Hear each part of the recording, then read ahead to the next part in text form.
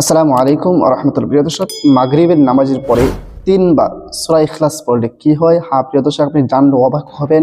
এত দামি, এত উপকারী, এত কার্যকরী একটি আমল আজকে আপনাদের সাথে শেয়ার করতে যাচ্ছি। প্রিয় দর্শক, খুবই সহজ, কার্যকরী, পাওয়ারফুল এই আমলটি আজকে আপনাদের সাথে শেয়ার করতেছি। শিখে রাখার জন্য ভিডিওটা শেষ পর্যন্ত দেখুন।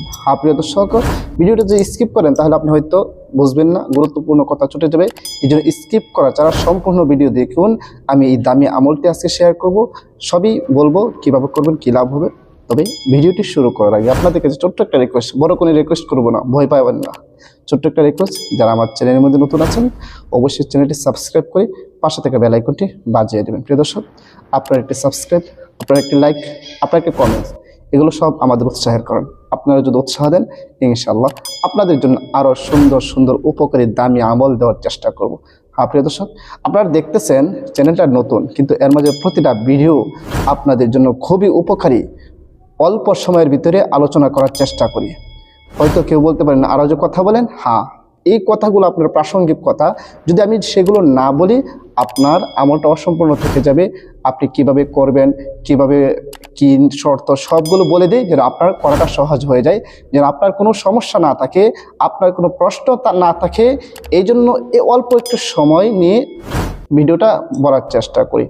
প্রিয় দর্শক, আশা করি বিষয়টা বুঝতে পেরেছেন। প্রিয় দর্শক, আজকে পবিত্র কোরআনের একটি আমল দেব, আপনাদের শিক্ষা দিব। এখানে অন্য কোনো আবল তাবল কোনো বংশ আমল আমরা শিক্ষা দিই না। আমরা পবিত্র কোরআনে যে সমস্ত আমল আছে, পবিত্র কোরআন ও হাদিস অনুযায়ী যে সমস্ত আমল আছে, সেগুলো আপনাদের শিক্ষা দেওয়ার চেষ্টা করি। সে হিসেবে আজকের আমলটি আপনাদের কোরআন একটা আমল শিক্ষা দেবে ইনশাআল্লাহ। খুবই সহজ। প্রিয় দর্শক, কোরআনি আমলের ক্ষেত্রে অবশ্যই একটা জিনিস লক্ষ্য রাখার বিষয়, সেটা হচ্ছে এক নম্বর বিষয়টা হচ্ছে আল্লাহর উপর পূর্ণ আস্থা বিশ্বাস রাখতে হবে। এক নম্বর বিষয়টা কি? আল্লাহর উপর পূর্ণ আস্থা বিশ্বাস রাখতে হবে। দুই নম্বর, যেই দোয়া বা যেই সূরার দ্বারা আমল করব সেটা সহি শুদ্ধভাবে করতে হবে। সেটা কি করতে হবে? সহি শুদ্ধভাবে করতে হবে। আপনি যদি আল্লাহর উপর পূর্ণ আস্থা বিশ্বাস রাখেন, ফলাফল পাবেন না। এই জন্য পূর্ণ আস্থা বিশ্বাস রাখতে হবে। এরপরে সহি শুদ্ধভাবে যদি না পড়েন তাহলেও আপনি ফলাফল পাবেন না। কারণ পবিত্র কোরআন একটি হরফের স্থানে যদি অন্য হরফ উচ্চারণ করা হয়, সেটার অর্থও অনেক পরিবর্তন হয়ে যায়। সুতরাং সেটা কখনো আপনি ফলাফল পাবেন না। এই জন্য প্রথম যে বিষয়টা লক্ষণীয়, সেটা হচ্ছে আপনার সর্বদা আল্লাহর উপর পূর্ণ আস্থা বিশ্বাস রাখতে হবে। এরপরে আপনাকে সহি শুদ্ধভাবে সেই আমলটি যার মাধ্যমে করব, যে সূরা বা দোয়ার মাধ্যমে করব, সেটা আপনাকে শিখে নিতে হবে। এই জন্য আসুন আমরা যেহেতু সূরা ইখলাস দিয়ে আমলটা করব, আগে সূরা ইখলাসটা একবার মস্ক করে নেব, বেশি না, একবার মস্ক করে নিয়ে আপনার সেখান থেকে শিখে নিন, এরপর আমলটা করবেন। আউযু বিল্লাহি মিনাশ শাইতানির রাজীম। বিসমিল্লাহির রহমানির রহিম। কুল হুয়াল্লাহু আহাদ, আল্লাহুস সামাদ, লাম ইয়ালিদ ওয়া লাম ইউলাদ ওয়া লাম ইয়াকুল লাহু কুফুয়ান আহাদ। প্রিয় দর্শক, আপনারা সহি শুদ্ধভাবে সূরা ইখলাসটা শিখে নিন।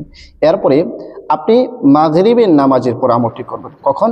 মাগরিবের নামাজের পরে পবিত্র অবস্থায়। মাগরিবের নামাজ যখন পড়া শেষ হয়ে যাবে, এরপর আপনি জায়নামাজের মধ্যে বসে যাবেন। জায়নামাজের মধ্যে বসে গিয়ে পবিত্র অবস্থায়, যদি উযু না থাকে উযু করে নেবেন। আর নামাজের পর তো উযু থাকারই কথা, যদি না থাকে এরপর আবার উযু করে নেবেন, পবিত্র হয়ে নেবেন। কারণ এগুলো হচ্ছে কোরআনি আমল। আল্লাহ তাআলা নিজে পবিত্র, আর পবিত্র থেকে পছন্দ করেন। কোনো বান্দা যখন পবিত্র হয়ে কোনো কাজ করে, সেই কাজের গ্রহণযোগ্যতা, সেই কাজের পাওয়ার, সেই কাজের কার্যকারিতা অনেক বেড়ে যায়। এই জন্য পবিত্র হয়ে উযু করে আপনি আমলটি করবেন। প্রিয় দর্শক, মনে করেন আপনি উযু করে নিলেন, পবিত্র হয়ে নিলেন। এরপরে সর্বপ্রথম 3 বার ইস্তিগফার পাঠ করে নেবেন।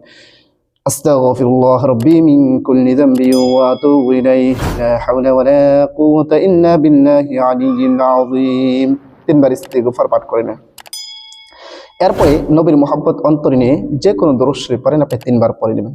আল্লাহুম্মা সাল্লি আলা মুহাম্মাদিন ওয়া আলা আলি মুহাম্মাদ কামা সাল্লাইতা আলা ইব্রাহিম ওয়া আলা আলি ইব্রাহিম ইন্নাকা হামিদুম মাজিদ।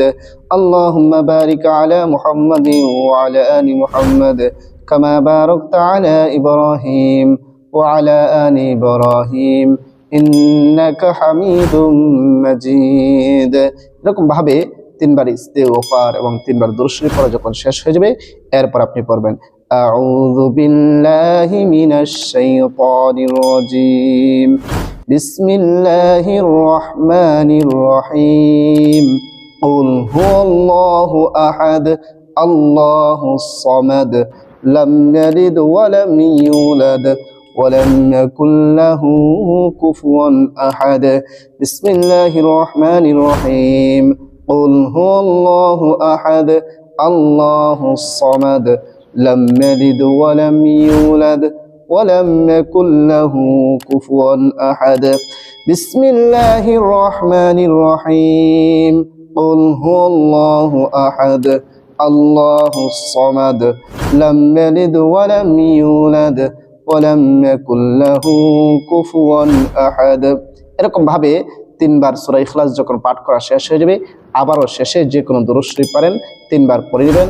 সাল্লাল্লাহু আলাইহি ওয়াসাল্লাম, সাল্লাল্লাহু আলাইহি ওয়াসাল্লাম, সাল্লাল্লাহু আলাইহি ওয়াসাল্লাম। আপনার আমল করা শেষ। প্রিয় দর্শক, এখন আমরা জানবো এভাবে আমল করলে কি লাভ হবে, কি উপকার হবে। প্রিয় দর্শক, আপনি এভাবে আমল করে যে দোয়া করবেন আল্লাহ তাআলা সেই দোয়া কবুল করবে।